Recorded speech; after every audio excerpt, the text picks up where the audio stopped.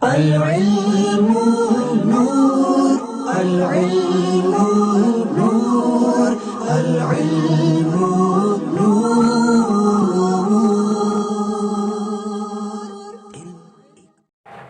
الحمد للہ رب العالمین والعاقبۃ للمتقین والصلاۃ والسلام علی سید الانبیاء والمرسلین اما بعد فاعوذ باللہ من الشیطان الرجیم بسم اللہ الرحمن الرحیم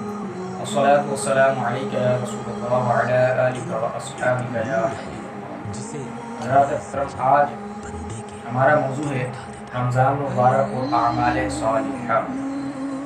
اللہ تبارک و تعالیٰ سے دعا ہے اللہ تبارک و تعالیٰ ہم سب کو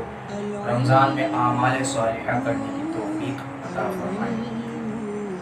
حضرات اکرام، جب رمضان مبارک کا مہینہ آتا ہے، نیکیوں کا موسم اور سخاوت و برکت کا منبع ہے، کیونکہ اس میں دوسرے مہینوں کی نسبت نعمتوں میں اضافہ ہو جاتا ہے، اور ہمارے سردار سید الانبیاء جناب احمد مجتبیٰ محمد مصطفیٰ صلی اللہ تعالی علیہ وسلم اس مہینے میں زیادہ عبادت کرتے اور قرب خدا بندی کے لیے طرح طرح کے ایسے اعمال کرتے جو مختلف سعادتوں کے جامع ہیں،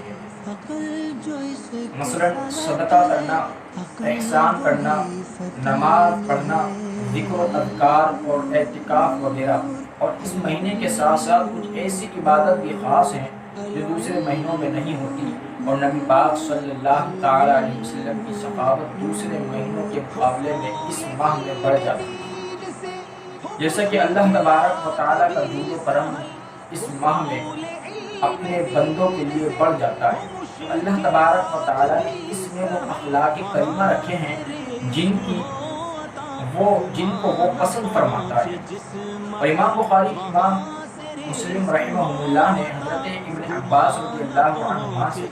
حدیث نقل کی ہے۔ وہ فرماتے ہیں کہ نبی پاک صلی اللہ تعالی علیہ وسلم سب لوگوں سے زیادہ سخی تھے،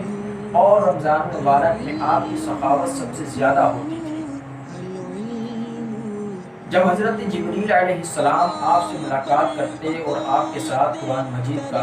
ورد کرتے، تو جب حضرت جبریل علیہ السلام آپ سے ملاقات کرتے، اس وقت آپ کی بھلائی کے ساتھ سخاوت تیز ہوا سے بھی زیادہ تیز ہو جاتی۔ تو اس حدیث میں جو کچھ بیان کیا گیا ہے، یعنی وقت اور وہ ماہ رمضان ہے، اور جو کچھ اتارا گیا وہ قرآن ہے، مٹھی سے لانے والے حضرت جبریل علیہ السلام ہے، اور مذاکرہ یعنی قرآن مجید کا سنانا ہے۔ تو ان تمام چیزوں کی مجموعے سے آپ کو سخاوت میں فضیلت حاصل ہوتی ہے، اور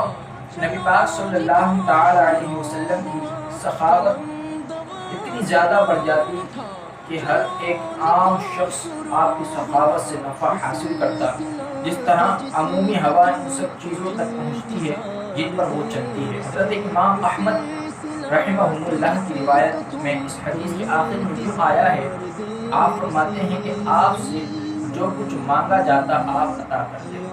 اللہ کریم ہم سب کو بھی حضور سید عالم نور مجسم نبی رحمت صلی اللہ تعالی علیہ وسلم کا صدقہ عطا فرمائے، اور حضور صلی اللہ تعالی علیہ وسلم سے سچی محبت کرنے کی توفیق عطا فرمائے۔ وآخر دعوانا